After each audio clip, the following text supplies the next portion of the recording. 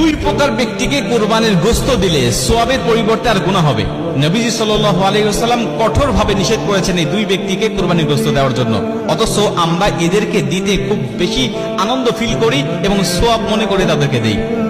নবীজি সাল্লাল্লাহু আলাইহি ওয়াসাল্লাম নিষেধ করেছেন, বুখারী, মুসলিম এবং সিয়াসিত্তার অধিকাংশ কিতাবের মধ্যে এই হাদিসগুলো বর্ণনা করা হয়েছে, কিন্তু অধিকাংশ মানুষ আমরা জানি না এবং অনেকে জেনেও না জানার ভান করে বসে থাকি আমরা।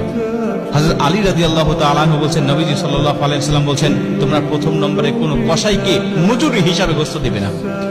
কসাইকে মজুরি হিসাবে গোশত দিলে আপনার সওয়াব তো হবেই না এবং গুনাহ হবে এবং কুরবানি বাতিল হয়ে যাওয়ার সম্ভাবনা আছে। কেন?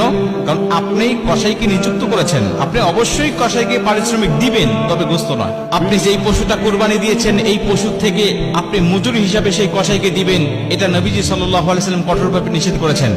আপনি কসাইকে নিযুক্ত করার পূর্বে তার সাথে আপনাকে চুক্তি করতে হবে, আপনি অবশ্যই তাকে পারিশ্রমিক দিবেন, তাকে ঠকাবেন না, কোনোভাবেই নয়। এবং নবীজি তো মজুরিদেরকে বলেছেন যে তার গায়ের ঘাম শুকিয়ে যাওয়ার আগে তার পাওনাটাকে বুঝিয়ে দাও। অতএব সেই নবী কখনোই তাদেরকে ঠকাবেন না। নবীজি সাল্লাল্লাহু আলাইহি ওয়াসাল্লাম বলছেন, অবশ্যই তাদেরকে মজুরি দিতে হবে, পারিশ্রমিক দিতে হবে, কিন্তু এই কুরবানির পশু থেকে নয়, দিতে হবে তোমার ইনকামের মধ্য থেকে, তোমার সম্পদের মধ্য থেকে।